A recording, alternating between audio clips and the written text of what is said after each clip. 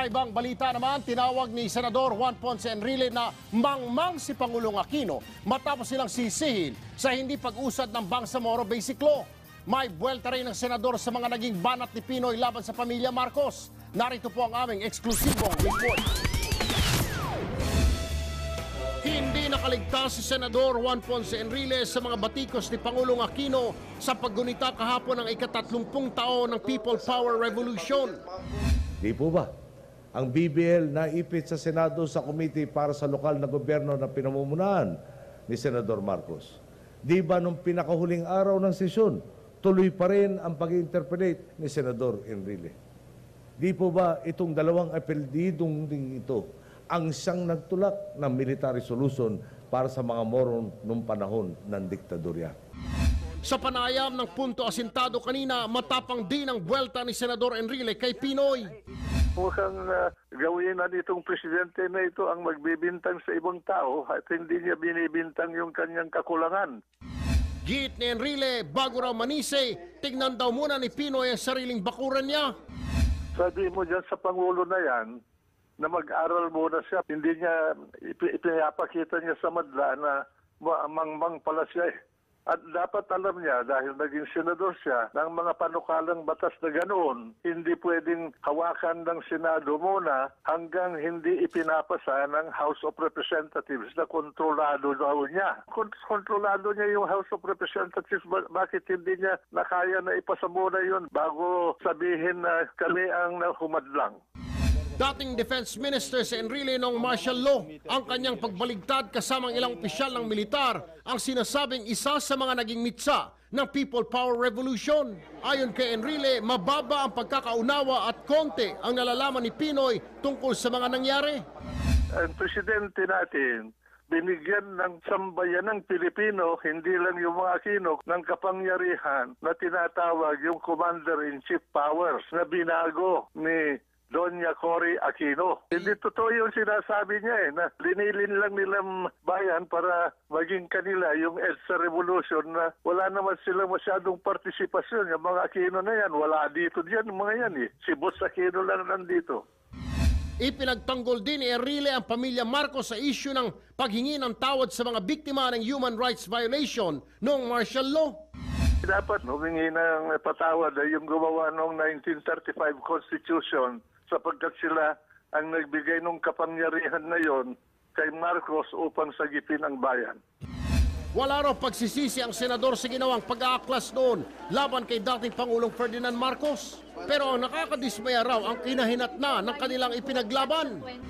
Tama yung ginawa namin. Pero yung naging resulta, yung mga humawak ng kapangyarihan, hindi nila nalalaman ang layunin ng EDSA Revolution na yon, yung sigaw ng bayan. Yung ginawa namin na sigaw ay naging palpak. Hanggang ngayon, nagdudos ang bayan dahil sa humawak ng kapangyarihan.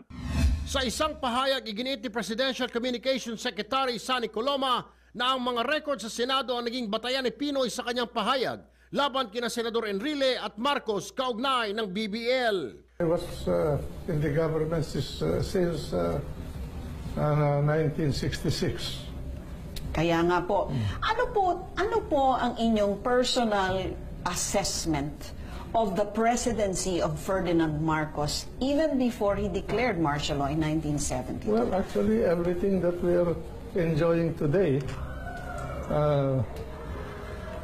is a product of the Marcos years. Even the infrastructure plans that are being implemented, those were thought about in those years. We have very good secretaries of public works that came about, like David Consoni, Secretary Hipolito, and several others. And they planned the road arteries of the country early on. And some of these are being implemented by all the administrations. Hindi naintindihan ng tao kung bakit nagkaganon eh. Dahil kung hindi nangyari yun, baka ngayon hindi tayo demokrasya eh. Okay, bago po mag-martial law, alam niyo marami pong nagsasabi na kaya daw siya nag-declare ng martial law, and these were the lines of Senator Bongbong Marcos in the previous VP debate, no? ay dahil daw grabe na raw ang communist insurgency, grabe na raw ang rebellion sa Mindanao, yung mga Muslim. Pero hindi ho ba na ang lahat ng ito, sasabihin naman po ng kabilang panig, ay nangyari din ang lahat ng dumami ang mga insurgents at dumami ang mga Mindanao rebels because of the Jabida Massacre, etc. Noong panahon din ni Marcos, bago mag-martial law. In Hindi other words, totoo yun. did not he himself foment this kind of rebellion that eventually led him to... Dalawang segment yung administrasyon ni Marcos. Una, from 1965 all the way to September of 1972. There's no martial law during that period. Yes. We were able to push the insurgency from Central Luzon all the way to Isabela, and we scattered them. Then, at that point, in 1968, the New People's Army was organized by supposedly Commander Dante, but there were politicians behind it. And we knew this. These are matters of intelligence record in the government. And later on, this grew up very fast. Because of the situation in the country, this period, in terms of Philippine history, must be related to the global system. At that point, the problem of Cold War was starting to rise. This was just after the war, no? And they were funded by a foreign power, and the rise was very rapid. At the same time, a Muslim problem was going on in Mindanao, was a building. There was an independence movement going on. What was our military force at that point? Did anybody ever ask this question? What was our military force? We had only 48,000. Why did we not And build it up even before the problem fighting in actually two arose? fronts. We are fighting in two fronts. The constabulary was fighting the insurgents in Luzon, and the army, which was very small at that point, was fighting the Muslims in Mindanao. And then the Supreme Court, at that time, a Supreme Court that was not under martial law yet, issued declared in a decision that there is a rising insurgent rebellion in the country. They recognize it judicially. So you agree with the decision to proclaim martial law? Was that something? Sa ano nanggaling ang desisyon? Nagtawag ho ba siya ng... It was well studied. Okay, we asked the Department of Justice to do a very thorough study of the powers of the President under the Commander-in-Chief provision. Pinag-aralan namin yun. Ngayon, ang mga kasama ko na nag-aral noon, dalawang magna cum laude sa UP. Si Mili Gonzaga, Minerva Gonzaga, ang naging Justice of the Supreme Court, at saka si Efren Plana. Parehong magna cum laude yun. Ngayon, we prepared a book covering the entire gamut of the powers of the President of the Philippines under a martial law condition. We gave it to President Marcos. The President Marcos called his cabinet and discussed the matter. And then he presented it to the General Staff of the Armed Forces of the Philippines, both the Constabulary and the Army. And we all agreed that it was a necessity for the country in order to survive. Bakit ho later po, parang nag-backtrack po kayo at inamin niyo po na kayo po ay nagkaroon ng fake ambush para nga raw i-justify martial law? This No, was just I did not before... do a fake ambush. It was a staged ambush by some people, but Yeah, but you did admit that was was used to martial justify... law was already in the country at that point. There was no need for me to do any ambush. For what? I have already issued the orders to the J staff of the Armed Forces of the Philippines. Okay. So, pero sir, hindi nyo naman That is, hindi natanggi. alam mo, di ba, yan na- ang ginagawa nila pang lalabo ng kasaysayan ng bansa. But they should assess the basis of the situation. Pero hindi naman ho maikakaila na kayo po ay instrumental sa pagpapatalsik sa kay Marcos. Well, ibang issue yun eh. So, paano Ang dahilan nyo, nun eh. how do you reconcile your support Well, of his policies, we are particularly talking martial of law and country, your... no? Yes. I did not do these things for my personal gain. I was just helping to see to it that the country will survive.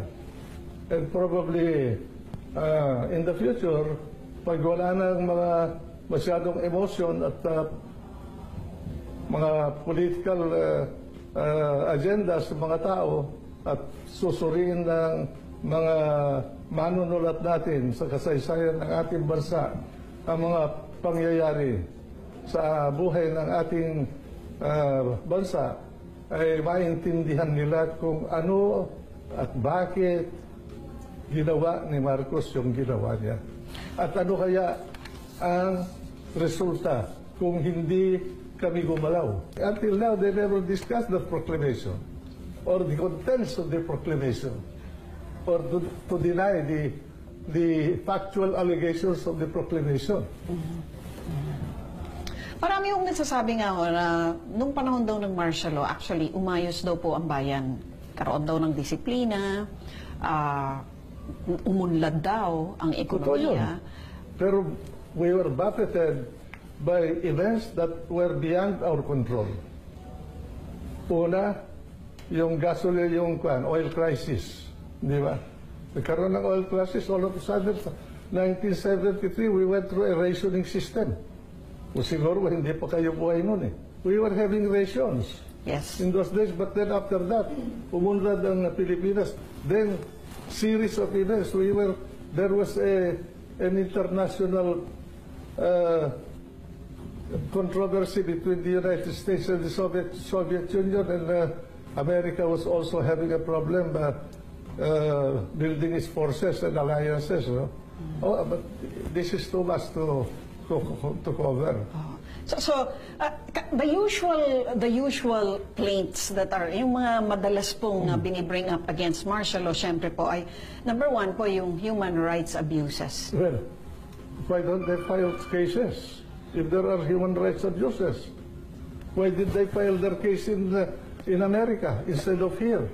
At napatunayan na nga po, as a matter of fact, meron na nga pong we were already in post-EDSA 1 revolution. They could have filed it here if they believed that what Marcos did was wrong or illegal or unconstitutional. In fact, that is the basic problem of the present Constitution. They removed that power of government which will make it survive in case of a real internal crisis. You mean the power to declare martial law? Yes. Every state in America has that power. Not the federal government, because the federal government does not deal with local issues. You were also Defense Secretary. I was from Yes. At the time that all February these... 10, 1970. Yes, sir. At the time that many of these human rights abuses allegedly took place, ano po ang inyong personal na pananaw sa mga akusasyong ito na We napakarami acted pong on all the complaints. I used to receive all the relatives and parents of the people who were incarcerated, including the wife of President of Ninoy Aquino. I have her letters in my possession thanking me for what I did for them. Do you agree that these were abuses? Yes, there were. You cannot, no matter where you establish a norm like that, there are always abuses. You cannot control all the persons involved, you know. They have different attitudes, different characters, different thinking. Hindi ho ba dapat ngang pinanagutan ng rehimeng Marcos yon at hindi ho kaya Pananagutan din nila yung kanilang ginawa na bubuwagin nila ang gobyerno ng Pilipinas. Di ba? What would you do if there is a rebellion, you should see what they do in other countries. At least that here, we use the law.